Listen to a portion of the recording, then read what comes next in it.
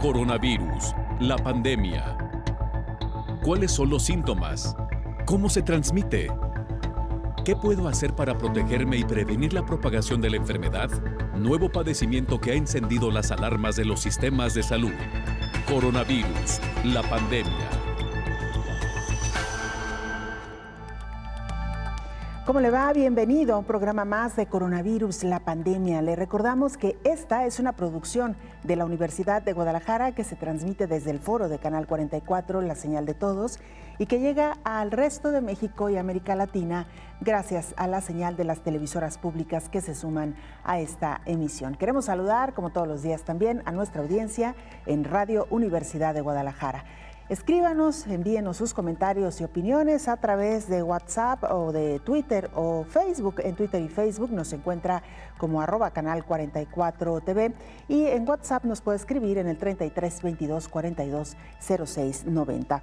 Hoy hablaremos de la medicina transfuncional. Con la pandemia COVID-19 comienza a registrarse un desabasto de sangre en el mundo. Hoy estaremos hablando de esta situación. Presentan investigadores una estrategia para contener el virus en la nueva normalidad. También hablaremos de cómo las autoridades sanitarias insisten en la necesidad de donar plasma convaleciente de pacientes que se han curado de COVID-19.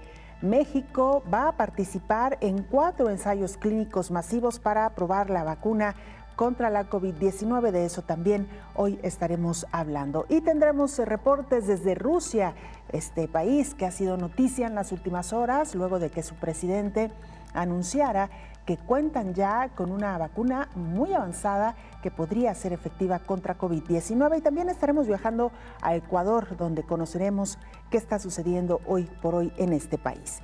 Iniciamos con nuestro tema central. Uno de los retos del sistema de salud con la pandemia de COVID-19 es garantizar la donación de sangre. Salvar vidas a través del componente sanguíneo ha sido uno de los retos del mundo, principalmente al fomentar una cultura de donación. Sin embargo, se presentan adversidades y con la pandemia COVID-19, la medicina transfusional moderna enfrenta el mayor desafío en la segunda etapa del siglo XXI. En este tiempo retador que vive la sociedad y el mundo, las capacidades de cada sistema de salud debe fortalecerse para enfrentar esta lucha. Con 20.200.000 enfermos por COVID-19, de los cuales 12.450.000 aproximadamente se han recuperado, es preciso analizar su sangre, un líquido que ha venido escaseando dramáticamente con la emergencia sanitaria internacional. Este problema mundial ha ocasionado que las personas que la necesitan no puedan recuperarse, tanto de COVID-19, de otras infecciones, y quienes son sometidas a operación de corazón, de trasplante de órganos, tratamiento de cáncer, anemia y quienes sufren un accidente o presentan hemorragias. En este tiempo de la pandemia, las donaciones voluntarias de sangre han disminuido, por un lado, por el miedo de enfermar y por otro, porque estos donadores de sangre, plaquetas y plasma han caído en cama por este virus. El riesgo de una escasez de disponibilidad en los bancos de sangre del mundo es latente, han advertido organismos de salud internacional. Esta situación pone en riesgo a las personas que necesitan una transfusión. El enemigo que el mundo enfrenta pone en evidencia también que la sangre, hoy más que nunca, es un líquido valioso para salvar vidas, pero también un tratamiento para la COVID-19. El llamado que la Organización Panamericana de la Salud desde principios de la pandemia ha emitido a los países es garantizar las donaciones sin interrupciones y se asegura implementar un sistema de cita y de móvil de recolección y monitoreo del suministro de sangre y extender el horario de atención de donantes. Con la pandemia que se vive, los sistemas de salud deben de crear ambientes seguros, institucionales y ambientales y generar confianza social para aumentar la donación de sangre en tiempos de COVID-19, informó Isaura López Villalobos. Revisemos cuál es la situación mundial respecto a COVID-19 de la mano de nuestra compañera Raquel Zinca. Ella nos presenta el informe más reciente de la Organización Mundial de la Salud. Raquel, te saludamos. Adelante con la información. Hola, ¿qué tal? Buenos días, Belén, y buenos días a todo el auditorio de Canal 44. La interrupción de las clases durante la pandemia de COVID-19 afectó a 3 de cada 4 jóvenes en el mundo, una situación que amenaza su futura inserción laboral y que además aumenta el pesimismo de estas generaciones. Lo indica un sondeo publicado por la Organización Internacional del Trabajo y realizado a jóvenes de 112 países. Nos deja otros titulares. Por ejemplo, 1 de cada 8 estudiantes no pudo continuar las clases por falta de acceso a Internet u otros métodos telemáticos, y 1 de cada 10 teme que el coronavirus haya afectado para siempre a su educación. La vuelta al colegio sigue siendo motivo de debate en muchos países. En algunos de ellos ya ha comenzado de forma escalonada. Es el caso de Alemania, también Escocia. En España, algunas comunidades como Aragón, una de las más afectadas del país, ya comienzan a reconocer que va a ser un curso escolar problemático.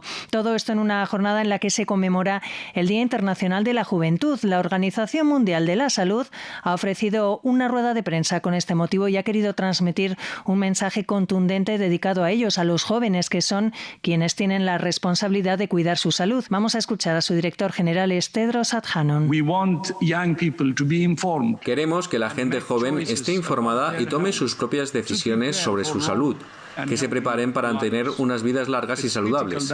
Es clave que nos comprometamos con la gente joven ahora que empieza el camino para comprender su propia salud.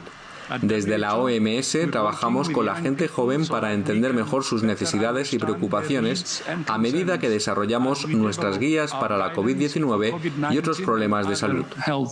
La pandemia de COVID-19 ya ha superado los 20 millones de afectados y las 750.000 muertes. América es la región más afectada, con 10,8 millones de positivos y 394.000 muertos, seguido de Europa con 3,6 millones de casos y 217.000 muertes. Respecto al desarrollo de una vacuna contra el coronavirus, en las últimas horas el presidente de Estados Unidos anunciaba que su gobierno está muy cerca de aprobar una vacuna. Palabras de Donald Trump el mismo día en el que Rusia registraba la primera en el mundo. Sobre esta última, Alemania se ha mostrado hoy escéptica debido a la falta de transparencia, según dicen, por parte de las autoridades rusas. Reportó desde Europa Raquel Cinca para el programa Coronavirus, la pandemia. Muchas gracias, Raquel, por esta información, el informe más reciente de la Organización Mundial de la Salud respecto a los casos de COVID en el mundo, y también, este llamado por parte del organismo internacional para que los jóvenes se sigan cuidando en medio de esta pandemia. Lo escuchábamos ya, información que la OMS estará proporcionando en los próximos días para reforzar precisamente el conocimiento entre los jóvenes de cara a esta pandemia de COVID-19. Y es que, como se ha dicho, pues al menos al principio de la pandemia, este grupo parecía que no entendía o no atendía, más que atendía los llamados de los organismos de salud. Está con nosotros el infectólogo Héctor Raúl Pérez Gómez. Doctor, bienvenido como siempre. Qué gusto saludarte, Belén, buen día. Gracias por acompañarnos. Quisiera detenerme muy brevemente en esto que decía la Organización Mundial de la Salud. Los jóvenes han ido cambiando su visión respecto a la pandemia, doctor. Sí, creo que cada día hacen más conciencia de lo importante que es cuidarse a sí mismos, y al cuidarse a sí mismos, cuidar a los demás. Los jóvenes tienen menos impacto de esta pandemia en términos numéricos, pero también en cuanto a la gravedad de la enfermedad. Pero creo que en la medida en que insistimos con ellos, en la medida en que escuchan que a pesar de que un alto porcentaje de ellos pueden tener pocos síntomas o incluso cursar asintomáticos, pero que pueden transmitir la enfermedad a personas vulnerables, a sus padres, a sus abuelos, a quienes en el ámbito del hogar tienen alguna enfermedad concomitante, diabetes, hipertensión, etcétera, o en las áreas laborales, pues han ido cambiando un poco ese nivel de conciencia para bien, y esperemos que se sigan cuidando mucho mejor. Hoy es el Día Internacional de la Juventud. Posiblemente por ese motivo el director general de la Organización Mundial de la Salud está enviándoles a ellos particularmente este mensaje, y creo que este mensaje debemos enviarlo toda la sociedad a nuestra juventud, que si bien por un lado es una población muy fuerte desde el punto de vista físico, de salud, cognitivo. La flor de la juventud pues es otra cosa, Belén, ¿no? Sí. Pero también por otro lado los jóvenes son muy vulnerables porque tienen sobre sí el acecho de muchos fenómenos sociales lamentables. Por ejemplo, ¿cuántos jóvenes han sido incorporados de forma coercitiva a el crimen organizado, por ejemplo, ¿no? Los jóvenes son población muy susceptible de incorporación a drogas, alcohol, etcétera, a ciberataques, a formas de violencia sexual, a violencia de género, etcétera. Entonces, bueno, a propósito de este Día Internacional de la Juventud, decirles que se cuiden mucho con respecto a COVID, pero que se cuiden mucho también respecto de todo lo demás que está en asedio frecuentemente de la juventud. Claro, y doctor, ha sido criticable y cuestionable también el hecho de que en varios lugares del mundo se hayan reabierto bares, restaurantes, en donde suelen asistir principalmente los jóvenes. Y lo que sucede también es que no se han tomado las medidas por parte de los dueños de estos bares para garantizar una estancia segura. Es decir, que si bien la vida tiene que continuar e irremediablemente algún día tendrán que abrirse todos los espacios, llamar a la conciencia de estos jóvenes que si asisten a estos sitios se protejan y, como usted bien lo dice, protejan también a los demás, ¿no? Efectivamente. Yo creo que en muchos lugares se han abierto bares, se han abierto lugares recreativos. Cines, doctor. Cines, casinos, y creo que no son los momentos para abrir estos espacios. Lamentablemente el impacto económico ha sido terrible también y por otro lado muchas personas necesitan trabajar, pero desde el punto de vista de salud pública no están dadas las condiciones para estas aperturas. Habiendo tomado esa decisión diversos gobiernos, pues lo que sí es ese mensaje a quienes asisten para que cumplan plenamente con lo dispuesto en los filtros sanitarios, con lo dispuesto para los protocolos de mayor protección y que las autoridades también vigilen que el establecimiento está cumpliendo con esos protocolos. Son espacios cerrados. Los espacios cerrados generan más riesgo de transmisión de COVID. Son espacios que requieren aire acondicionado. Los aires acondicionados comunes no tienen filtros de alta eficiencia. Circulan el aire, no lo extraen. Y todo eso son factores que van contribuyendo. Entonces, y mucha vigilancia epidemiológica. Si la transmisión comunitaria sigue intensa, esos lugares deben cerrar de nueva cuenta. Ni modo. Es mandatorio en virtud de que la salud es primero, la salud pública es primero. Claro, y bueno, ni qué decir del impacto que tendrá el cierre de escuelas también entre los jóvenes, entre los niños, lo ha dicho la propia Organización Mundial de la Salud, se está en riesgo de perder una generación, aunque no se ha explicado el alcance de esta sentencia, doctor, entendemos, y como lo decía hoy nuestra compañera Raquel, es muy probable que cuando se reabran las escuelas, muchos de estos jóvenes no regresarán a las aulas y me parece que ahí es donde está el gran riesgo y lo preocupante en torno a este sector de la población. Efectivamente, muchos jóvenes podrían tomar esa decisión, muchos padres de familia la podrían tomar con respecto a sus hijos pequeños por preocupación de que vaya a ocurrir contagio. Entonces, sí, no sabemos cuál vaya a ser la magnitud del impacto.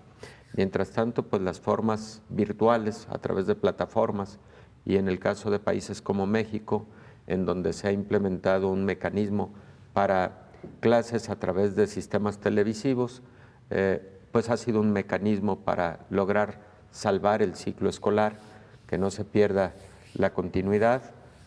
Vamos a ver qué resultados tiene esto, pero recordemos que los niños necesitan también convivencia, socializar, todo lo que habíamos comentado previamente, porque esa convivencia es la que da formación integral, no solamente lo relativo a la ciencia y a los conocimientos, ¿no? Así es. Doctor, vamos a hacer una pausa. Claro. Nuestra primera pausa, regresamos. Usted no se vaya.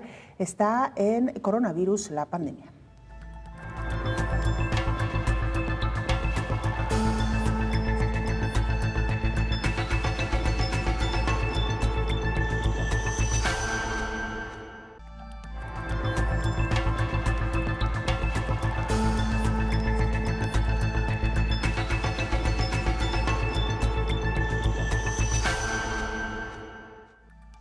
Estamos de regreso en este programa especial Coronavirus, la pandemia. Les recordamos las formas de hacer contacto, @Canal 44 TV en Twitter y Facebook, o nos puede mandar mensajes también a través de WhatsApp en el 33 22 42 06 90.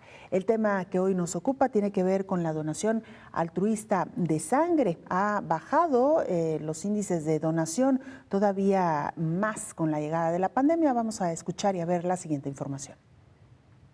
Las donaciones de sangre son más necesarias que nunca durante la actual pandemia por COVID-19 y los centros de transfusión de sangre en la región de las Américas están tomando medidas para garantizar que las donaciones continúen de manera segura para los donantes y receptores. Según la Organización Panamericana de la Salud, los organismos internacionales fomentan como principal objetivo el lograr incrementar la donación altruista, ya que es la sangre más segura.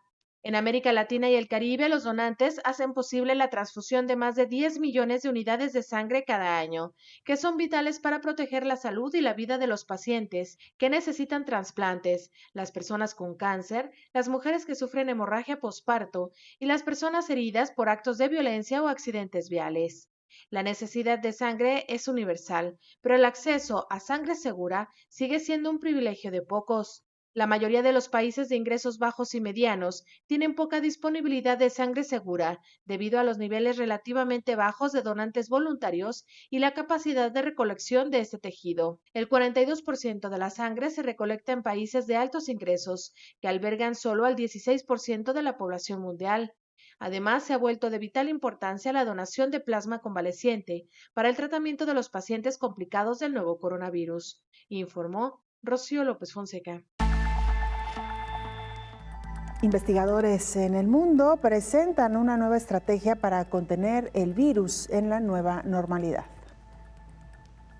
Debido a que una población confinada no desarrolla inmunidad y una vez que ya no hay restricciones está el riesgo del punto de partida a una posible transmisión comunitaria, es necesario implementar medidas proactivas para controlar la propagación. En un estudio realizado por un equipo multidisciplinario de investigadores de la Universidad de Zaragoza, la Universidad Carlos III de Madrid, el Instituto Tecnológico de Massachusetts y la Fundación ICI en Italia, entre otros, los investigadores recrearon, usando datos demográficos de censo y de movilidad, la población urbana de Boston y han simulado la evolución de la COVID-19 en diferentes escenarios hipotéticos. El análisis fue recientemente publicado en la revista Nature Human Behavior. Esta investigación demuestra que la detección temprana de una media del 50% de casos sintomáticos dentro de los 2 días posteriores a que desarrollen síntomas y su consiguiente aislamiento, así como el rastreo de la cuarentena de un 20 a 40% de sus contactos, sería una estrategia efectiva para contener posteriores oleadas de la enfermedad y evitar la saturación o colapso del sistema sanitario. Para la investigación, el equipo de científicos usó datos de movilidad real de usuarios de teléfonos móviles en Estados Unidos. Además, los investigadores han analizado datos del censo del área metropolitana de Boston para construir una población sintética estadísticamente equivalente a la real. Una vez que se ha generado esta población, en la que las interacciones tienen lugar a través de una red de individuos en 3 capas, comunidad, centros laborales, escuelas y hogares, implementaron un modelo basado en agentes para modelar la transmisión del SARS-CoV-2 y analizar cuantitativamente la evolución de la epidemia y la efectividad de las medidas de distanciamiento social. Actualmente los académicos trabajan con datos actualizados de movilidad de la ciudad de Nueva York y el enfoque puede reproducirse en otras ciudades para medir el impacto de las estrategias de distanciamiento social ante la pandemia, informó Elizabeth Ortiz. Muchas gracias, Elizabeth Ortiz, por esta información. Doctor Héctor Raúl Pérez Gómez, infectólogo, el tema que hoy nos ocupa tiene que ver con la llamada medicina transfuncional. ¿A qué se refiere este término, doctor? Bueno, es el área de la medicina que estudia todo lo relativo a transfusión sanguínea, a transfusión de sangre y sus derivados o hemoderivados, todos los aspectos científicos, técnicos, los avances tecnológicos para poder realizar transfusión de sangre o hemoderivados de manera más eficiente, más eficaz y más segura particularmente. La medicina transfusional, bueno, tiene antecedentes históricos de muchas décadas atrás, incluso los intentos de medicina transfusional fueron hechos hace más de 2 siglos, posiblemente 2 siglos y medio, y los avances han sido muy importantes, ¿no? Hoy por hoy, la mayor parte de los países tienen medidas de seguridad, estándares muy altos para evitar particularmente 2 cosas, el riesgo de transmisión de enfermedades infecciosas y segundo, el riesgo de rechazo y una respuesta anormal a una incompatibilidad sanguínea, aunque sea una incompatibilidad menor. Claro. Doctor, ¿qué tan suficiente es la sangre hoy por hoy en el mundo? Hablemos incluso antes de COVID-19. Mira, varía en los países, en las regiones. Por ejemplo, para el caso de México, solo el 10% de las donaciones sanguíneas se dan en condición de donación voluntaria. La donación voluntaria es aquella que ocurre sin que yo tenga un familiar que vaya a tener que recibirla por motivo de una hospitalización, de una cirugía o de requerirla por estar en condiciones de un traumatismo, etcétera. Porque en esas circunstancias, aunque es voluntaria, pero ya no es altruista. Altruista significa esa voluntad de ir a donar por hacerlo, por solidaridad, por humanismo, por lo que sabemos que se requiere de sangre en una región, en un país, en un centro hospitalario dado, ¿no? Entonces, lo ideal es que el mayor número de donaciones ocurran en condición de altruismo. En México, solo el 10%. El 90% restante de las donaciones son porque existe una necesidad específica de un amigo, de un familiar, de un conocido, etcétera. La donación altruista es más segura, porque casi siempre quien hace donación altruista de antemano se sabe en buenas condiciones de salud y eso evidentemente va conduciendo hacia una buena ruta de lograr que esa donación pues sea de condición mucho más segura.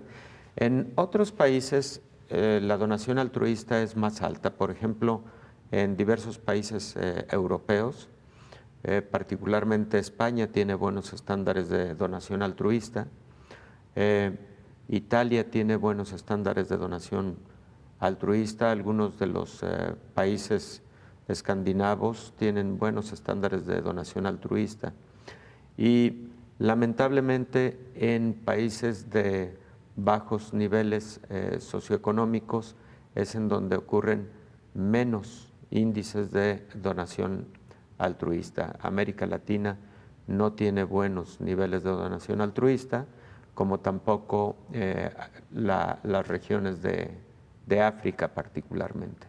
¿Qué pasó con la llegada de COVID-19, doctor? ¿Cuál fue el comportamiento en la donación de sangre? En la primera etapa de COVID-19, posiblemente en los primeros 3 meses, hubo una reducción importante en la donación altruista, porque es posible que el temor de acudir a un centro hospitalario para donación haya invadido a muchas personas por el temor de adquirir COVID-19 en un espacio hospitalario. Creo que hubo necesidad de hacer un gran esfuerzo informativo para comentarle a las personas que el riesgo de adquirir COVID-19 por acudir a hacer una donación en un banco de sangre era menor, era casi nulo. ¿Por qué motivo? Bueno, pues evidentemente el diseño de los espacios para atender a pacientes con COVID-19 debe estar alejado, por ejemplo, del lugar de quirófanos, de los lugares como el banco de sangre, que evidentemente reciben a muchas personas sanas para propósito de donación. Entonces, se implementaron protocolos de mayor seguridad para que pudieran acudir las personas, pero también han habido estrategias muy interesantes en donde, si las personas sienten ese temor, se han implementado unidades móviles para donación altruista en centros, por ejemplo, educativos. En el caso de la Universidad de Guadalajara, por ejemplo, en otros momentos han ocurrido campañas de donación altruista de jóvenes estudiantes, que evidentemente sabemos la mayor parte de ellos están en buenas condiciones de salud, a través de unidades móviles para beneficio de hospitales públicos. Entonces, ese tipo de estrategias se pueden implementar para mejorar el índice de donación altruista de sangre en una región determinada, el de la utilización de unidades móviles muy bien dotadas de equipamiento para el procesamiento de pruebas de laboratorio, etcétera, ¿no? Entonces, pero por otro lado, Belén, si estamos hablando de una reducción en la donación sanguínea, también por otro lado, es posible que se haya incrementado la necesidad de sangre y hemoderivados como producto de más hospitalizaciones por pacientes con COVID. No son muchos las indicaciones que un paciente con COVID puede tener de sangre o hemoderivados. Digo, no son proporcionalmente muy diferentes al resto de población hospitalaria, al resto de población hospitalizada. Posiblemente un incremento en el número de unidades plaquetarias requeridas para transfusión sí han requerido los pacientes con COVID-19. Y por otro lado, bueno, lo que sí hemos comentado aquí en diversos momentos, que son aquellas instancias que han implementado la utilización de plasma de fase convaleciente para atención de pacientes con COVID grave o COVID en estado crítico. De esto hablaremos precisamente después de la pausa, doctor. Usted no se vaya, continuamos aquí en Coronavirus, la pandemia.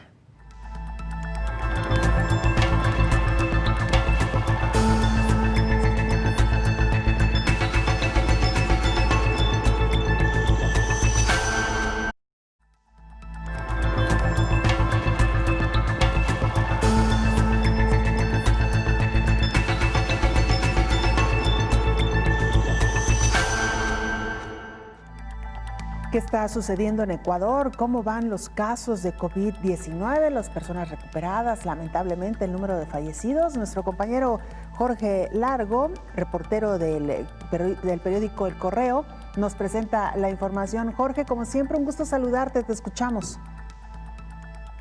¿Qué tal, Belén? Buenos días en estudios. Desde Ecuador saludamos y generamos la información respectiva a la situación que vive nuestro país en torno al COVID-19. Así es, amigos, Quito ya supera a Guayaquil con alrededor de 4.315 casos positivos. Es decir, actualmente la capital de los ecuatorianos tiene una cifra de 16.275 casos confirmados, mientras que Guayaquil, que fue el epicentro de la pandemia el mes atrás, registra alrededor de 17.936 casos. Lamentablemente hay un registro de 5.951 personas fallecidas en el Ecuador. Son cifras que las está manejando la el Comité de Operaciones de Emergencia de nuestro país, conjuntamente con el Ministerio de Salud Pública, y todo está volviendo ya a la normalidad, a la nueva normalidad, como se ha denominado. Se están armando ya los protocolos específicos, protocolos de bioseguridad, para ir reanudando ciertas actividades, sobre todo en el tema productivo. Este fin de semana se realizó un feriado en el Ecuador, el feriado del 10 de agosto, como primer circuito de independencia, y el Comité de Operaciones de Emergencia había levantado la restricción a 12 playas ecuatorianas que fueron autorizadas para abrir a los turistas.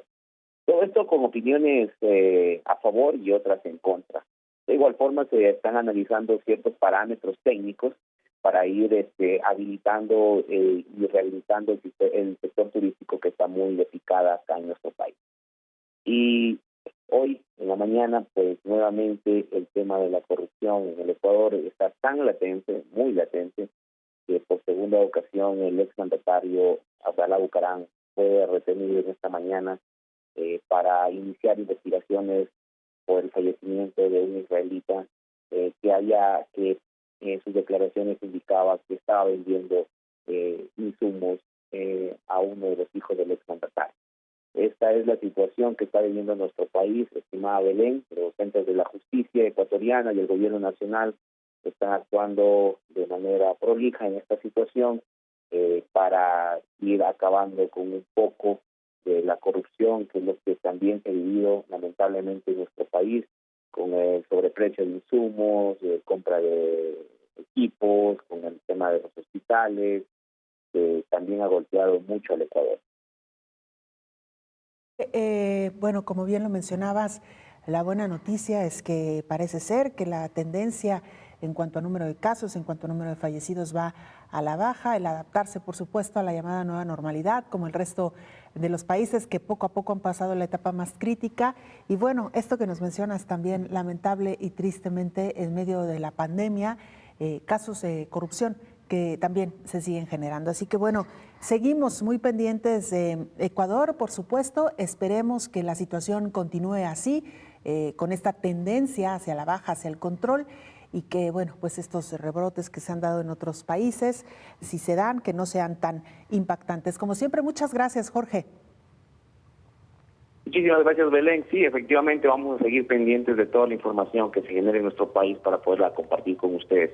Muchísimas gracias y buenos días allá en México. Gracias, nuestro compañero Jorge Largo desde Ecuador, y como siempre aprovechamos para mandar un saludo a nuestros hermanos ecuatorianos que nos ven y nos escuchan a través precisamente de las televisoras públicas que retransmiten este programa. Y mira, autoridades sanitarias insisten en la necesidad de donar plasma convaleciente de pacientes que se curaron de COVID-19. El Instituto Mexicano del Seguro Social vuelve a hacer un llamado a todos los pacientes que ya se curaron del nuevo coronavirus a que donen plasma. Y es que aunque no existen vacunas o tratamientos específicos para pacientes críticos, diferentes terapias son utilizadas en las instituciones de salud, enfocándose principalmente en cuidados de apoyo y terapia mecánica ventilatoria. Sin embargo, el tratamiento con plasma hiperinmune se usa como tratamiento, ya que las personas que se han recuperado completamente de COVID-19 tienen anticuerpos en su plasma que pueden neutralizar y atacar el virus. El hematólogo del Banco Central de Sangre del Centro Médico Nacional La Raza, Jaime David Macedo, explica. Este plasma pues contiene una carga importante de anticuerpos que va a permitir que los pacientes graves que se encuentran con una infección activa puedan recuperarse de la infección. Teniendo en cuenta que es un plasma que viene de un paciente que ya se recuperó de la infección, es esperado que haya una carga importante de anticuerpos que van a ayudar a atacar la infección en el paciente que está grave.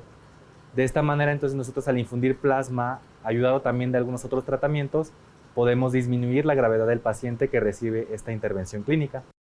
Esta terapia no es nueva. El plasma hiperinmune se ha utilizado como un tratamiento para ébola, influenza H1N1, influenza H5N1, SARS-CoV-1 y MERS-CoV. Este procedimiento se ha utilizado en China para tratar pacientes críticos de COVID-19 con resultados favorables, informó Rocío López Fonseca. Aprovechamos la pieza informativa de nuestra compañera Rocío López Fonseca, doctor Héctor Raúl Pérez Gómez, para retomar precisamente lo que habíamos dejado En la pausa, la donación del plasma convaleciente. Sería interesante, doctor, contarle a nuestra audiencia la diferencia entre este plasma y la donación habitual de sangre, digámoslo de alguna manera. Claro. La sangre está compuesta por componentes celulares, los glóbulos rojos, los glóbulos blancos, las plaquetas y el plasma. En el plasma se encuentran contenidos los anticuerpos contra, en este caso que estamos hablando de COVID-19, en el plasma de fase convaleciente, los anticuerpos que desarrolló un paciente que tuvo infección por SARS-CoV-2 se encuentran ahí, en el plasma. Por eso Rocío hace referencia a plasma hiperinmune. Es ese plasma que tiene un alto contenido de anticuerpos contra cierto patógeno. Porque esta estrategia no ha sido solamente para COVID-19, se ha utilizado para muchas otras enfermedades infecciosas. Se utilizó para SARS, para MERS, se ha utilizado para influenza, para ébola, por ejemplo, ¿no? Entonces, ¿qué es lo que interesa de ese plasma? Los anticuerpos contenidos ahí. Por eso otra estrategia es también cuando se obtiene plasma en cantidades suficientes de una población, también hay laboratorios que a través de métodos biotecnológicos pueden obtener de ese plasma hiperinmune solamente los anticuerpos y entonces tener anticuerpos hiperinmunes de manera purificada sin necesidad de que tengas que transfundirle todo el plasma a un paciente determinado. Entonces digamos que el principio fundamental terapéutico de un plasma hiperinmune y de los anticuerpos que se podrían extraer de ahí y purificar es básicamente el mismo, y existen muchas patologías para las cuales sí tenemos anticuerpos hiperinmunes, inmunoglobulinas hiperinmunes, se conocen de esa misma forma. Bueno, volvamos entonces al procedimiento. Se puede obtener plasma ya sea de manera directa del paciente a través de un mecanismo conocido como plasmaféresis, en donde al paciente no se le tocan los glóbulos rojos, los glóbulos blancos, las plaquetas, sino solamente se obtiene al final del procedimiento el plasma, o también se puede obtener sangre total del paciente donante, y de esa sangre total en el laboratorio se separan los componentes celulares, glóbulos rojos, plaquetas, leucocitos, y entonces se deja exclusivamente el plasma. Por supuesto que los otros componentes se utilizan, por supuesto que se pueden perfectamente utilizar, en este caso, por ejemplo, para transfusiones de plaquetas o para transfusión de lo que llamamos paquete globular, es decir, exclusivamente glóbulos rojos, por ejemplo, ¿no? Entonces, ese es el principio de la medicina transfusional, obtener de la sangre el mayor beneficio posible. Y ese mecanismo es el mecanismo por el cual se obtiene el plasma, que puede ser útil a pacientes graves con COVID-19. Es decir, doctor, esto que usted nos acaba de explicar es muy interesante, porque la idea general que tenemos, y como iniciábamos hoy el programa hablando de la donación de sangre, es que pues una persona va a donar la sangre y esa misma sangre luego es transfundida a algún paciente. No necesariamente. No necesariamente. La sangre que ha donado esa persona puede tener múltiples usos. Así es, y puede tener múltiples beneficiarios. Claro, y en este caso, cuando hablamos de plasma convaleciente, en medio de una pandemia, también es importantísimo, como ya lo decía nuestra compañera Rocío López Fonseca, y el llamado que hacen las autoridades sanitarias, porque se ha comprobado que tiene, digamos, efectos positivos en la recuperación del paciente, doctor. La mayor parte de protocolos utilizando plasma convaleciente han sido positivos. Todavía hay muchos protocolos en estudio en estos momentos, como el que tiene, por ejemplo, el Instituto Mexicano del Seguro Social aquí en México, pero en todo el mundo están corriendo ensayos clínicos con el uso de plasma de fase convaleciente. Lo que pasa es que son ensayos que se han diseñado de diferente manera. Por ejemplo, no es lo mismo obtener el plasma convaleciente de alguien que tuvo COVID-19 y que a los 28 días de haberse resuelto perfectamente la enfermedad, se obtiene su plasma convaleciente, a alguien de quien se obtiene solamente 14 días después. ¿Por qué? Por los niveles de anticuerpos que posiblemente puede tener uno u otro, o plasma convaleciente de semanas después también. ¿Cuándo se encuentran más anticuerpos, doctor? ¿En qué etapa? Probablemente al mes. Al mes. Sobre todo anticuerpos de tipo IgG.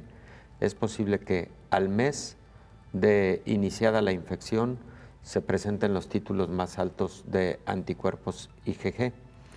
Se tienen que reunir dos preceptos fundamentales. El primero es asegurar que el paciente que tuvo COVID se encuentra ya completamente libre de enfermedad, completamente recuperado, que ha transcurrido el tiempo suficiente, pero además asegurando que lo más probable es que ya no existe ninguna partícula viral, incluso en la sangre del paciente que se recuperó, haciendo la siguiente aclaración, Belén, y dejándola muy, muy clara.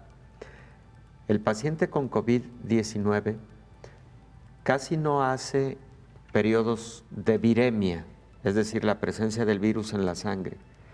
Este virus habitualmente trabaja fijo en los tejidos corporales, a diferencia de otros virus que son predominantemente sanguíneos, se ubican principalmente a nivel sanguíneo. ¿Como VIH? Pues? Por ejemplo, VIH tiene fases virémicas muy importantes. El virus de la hepatitis C tiene fases virémicas muy importantes. El virus de la hepatitis B, de igual manera. Dengue, no se diga. Son virus, digamos que, muy hematogénicos, ¿no? Muy virémicos, vamos. Entonces, el paciente con COVID habitualmente no hace estas viremias. Por lo tanto, eso asegura más el que no exista riesgo de transmisión de la enfermedad por vía sanguínea.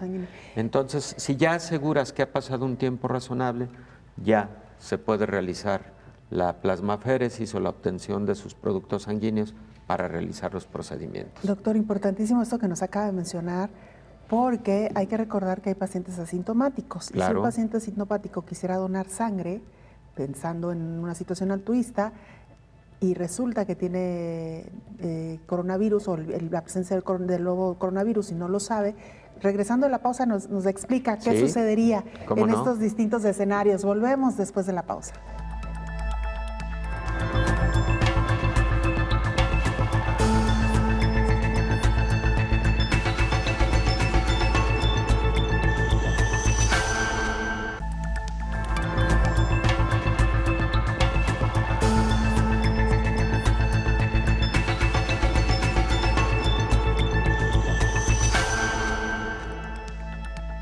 Estamos de regreso en este programa especial de coronavirus, la pandemia, y vamos a Rusia. Nuestro compañero Ignacio Ortega, corresponsal de la agencia EFE y colaborador de este espacio, nos presenta lo más reciente que ha ocurrido luego de esta noticia donde el presidente del país anunciaba la creación de una nueva vacuna. Vamos con Ignacio hasta Rusia. Te escuchamos, Ignacio. Hola, ¿qué tal? Buenos días, Belén. Y buenos días, por supuesto, a todo el auditorio del canal 44. Le llaman la vacuna de Putin. Y es que fue el jefe del Kremlin el encargado de anunciar que Rusia había registrado la primera vacuna contra la COVID-19. Como era de esperar, teniendo en cuenta que más de 700.000 personas ya han muerto de coronavirus, la noticia ocupó las portadas de todo el mundo. No era para menos, Putin ha ganado la batalla propagandística. El nombre elegido, Sputnik, el del primer satélite artificial de la historia, lanzado por la Unión Soviética en 1957, lo dice todo. Nos encontramos actualmente en una carrera similar a la espacial, en la que ahora compiten Rusia, China y las grandes potencias occidentales. Pero según pasan las horas surgen muchas preguntas. Sabemos que Rusia desarrolló la vacuna sobre la base de los estudios contra el ébola y que requiere 2 dosis, la segunda 21 días después de la primera. Lo que genera más dudas, especialmente a la Organización Mundial de la Salud y a Estados Unidos, es que se registre la vacuna sin haber completado la tercera fase, es decir, los ensayos clínicos en miles de personas. Hasta el momento los ensayos clínicos de la vacuna rusa se limitan a unas pocas decenas de personas, incluido la hija de Putin. La Organización Mundial de la Salud pidió cautela a Rusia, que insiste por su parte que no se ha saltado ningún plazo y que la vacuna es segura y eficaz. Las dudas provienen también de expertos y organizaciones de América Latina, donde según las autoridades rusas se producirá la vacuna. Brasil y Cuba parecen en estos momentos los candidatos mejor colocados para ello. Reportó desde Rusia Ignacio Ortega para el programa Coronavirus, la pandemia. Y regresamos a México porque las autoridades de este país han anunciado que van a participar en 4 ensayos clínicos masivos para probar la vacuna contra COVID-19. México estableció contacto directo con 15 de los laboratorios más adelantados en el desarrollo de la vacuna contra la COVID-19 a nivel global. Las farmacéuticas Janssen, CanSino Biologics y Valvax Biotechnology harán sus ensayos clínicos para probar la vacuna contra el SARS-CoV-2 en México en la fase 3, de aplicación masiva en el periodo de septiembre a enero. Con las 3 compañías está garantizado el acceso a vacunas y con las otras 2 de China, México plantea un proyecto de plataforma de producción. Además, el país participará en el ensayo clínico de la vacuna impulsada por Sanofi Pasteur en colaboración con el gobierno de Francia. También va a colaborar con Alemania para afianzar mecanismos de cooperación internacional para tratamientos y vacunas contra la COVID-19. Con Reino Unido promoverá el acceso a vacunas en América Latina. Eso fue un acuerdo que se llevó a cabo en una reunión virtual con 27 representantes de países. El gobierno mexicano destinaría entre 25,000 y 100,000 millones de pesos para la adquisición del biológico, informó el presidente Andrés Manuel López Obrador. El mandatario espera un trato especial al ser el impulsor de un acuerdo para el acceso equitativo de vacunas y medicamentos para la pandemia ante la Organización de las Naciones Unidas. En tanto, el subsecretario de Prevención y Promoción de la Salud, Hugo López-Gatell, informó que el país se encuentra en su punto acme de la epidemia al tener 15 estados con un patrón con al menos una semana de reducción de casos. En tanto, 6 de las 32 entidades federativas tienen un patrón ascendente, informó Elizabeth Ortiz. Doctor Héctor Raúl Pérez Gómez, nuestro compañero Ignacio Ortega en Rusia y Elizabeth Ortiz aquí en México nos dejan sobre la mesa 2 elementos muy interesantes. Primero, ha sido un poco difusa y me parece poco completa la información que ha presentado Rusia respecto a su nueva vacuna, porque conforme se han ido haciendo observaciones, es como ha ido respondiendo Rusia. Entonces nos quedan como varias dudas si ya habían superado o no la fase 3, si están entrando a la fase 3.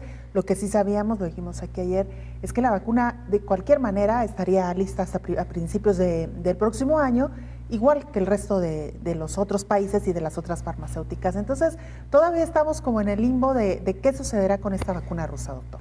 Pues sí, ayer amanecimos con esa noticia y lo decíamos en esta mesa, Belén, que no supimos, no fue generalizada la información respecto de las fases que fue siguiendo el protocolo, los protocolos de investigación de esta vacuna Sputnik V, así le han llamado, y que también en diversos momentos la Organización Mundial de la Salud le estuvo señalando a Rusia que hubiera mucha claridad en sus tiempos de protocolo, sus diversas etapas de la investigación clínica.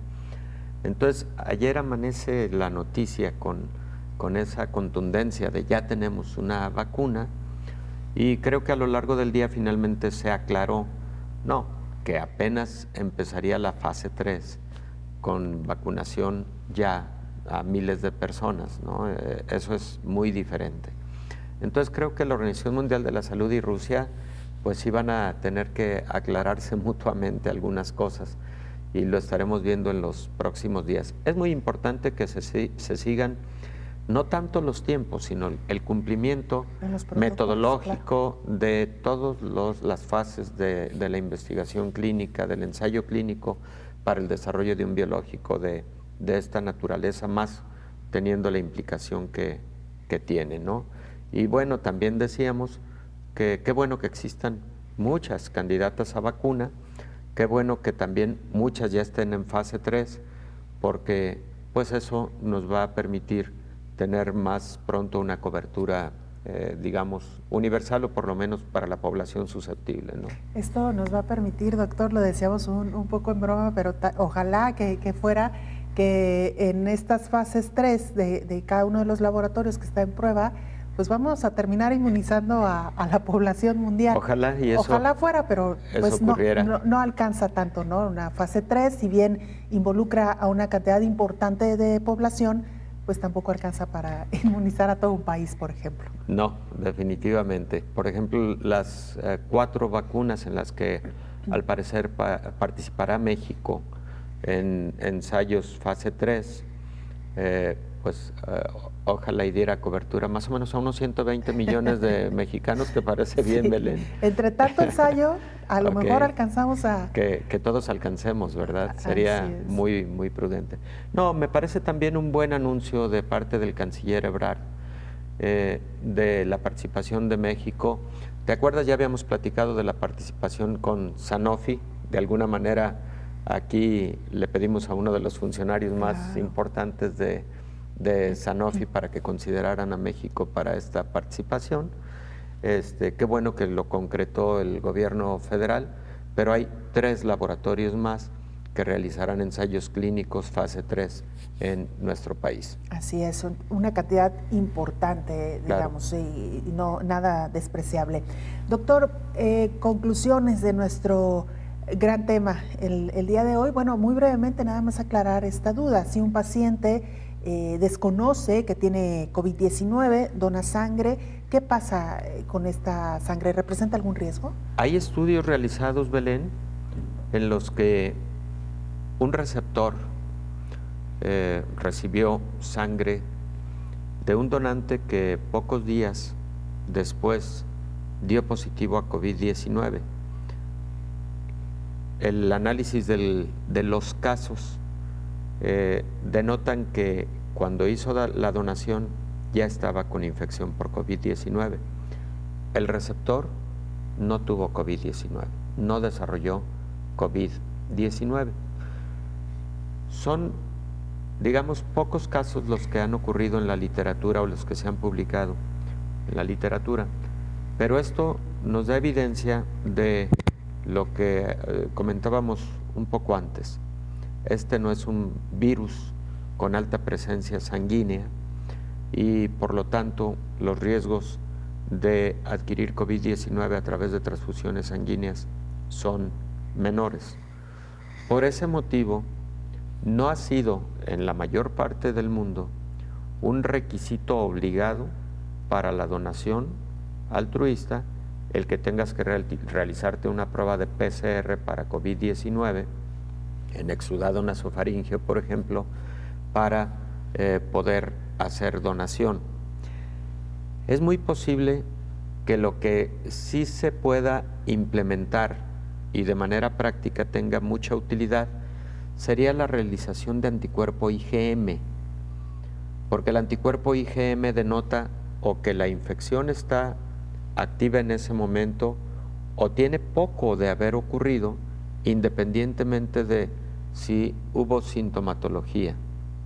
Entonces el anticuerpo IgM para eso puede tener un gran valor y además realizar una prueba de anticuerpo IgM en un donante sanguíneo puede llevar muy poco tiempo, igual que el tiempo que lleva el realizar prueba de anticuerpos contra VIH, contra hepatitis C, el antígeno B de superficie para hepatitis B, y también algunas pruebas moleculares que sí se hacen en los laboratorios de los bancos de sangre.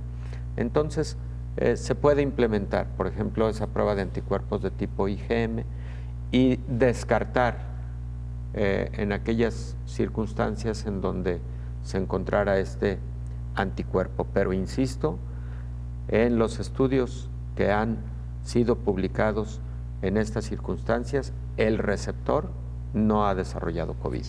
Doctor, la gran conclusión entonces tendría que ser que en tiempos de COVID-19, en medio de esta pandemia, ¿Es seguro donar sangre? Porque evidentemente se someterá al donante a todos los controles que ya se tienen establecidos para el resto de padecimientos. En caso de que tuviera COVID y no supiera, ya lo ha explicado usted, no representa riesgo tampoco para el receptor. Y lo que sí me parece es la gran lección, doctor, que la donación de sangre, más que riesgos, representa un gran beneficio para la salud pública de todos los países, doctor. Sí, Belén, y siempre hemos pensado que representa el mayor beneficio para quien va a recibir sangre o hemoderivados. Sí, así es, pero también el donante tiene grandes beneficios. Primero, creo que el gran beneficio es la satisfacción solidaria de haber hecho algo importante dando vida a través de una donación. Segundo, recordemos que el donante es sometido a pruebas de laboratorio muy valiosas que le permiten conocer su estado de salud.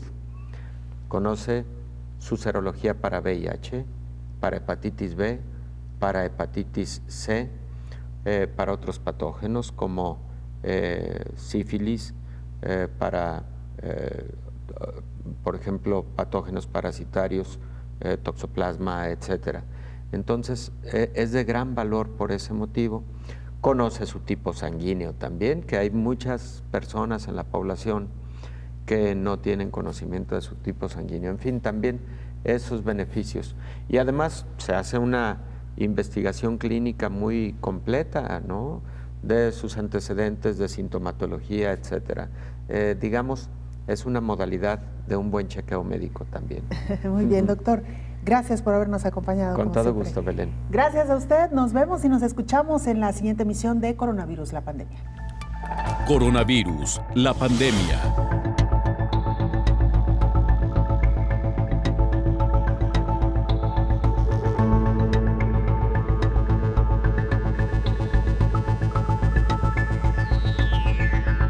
Coronavirus, la pandemia.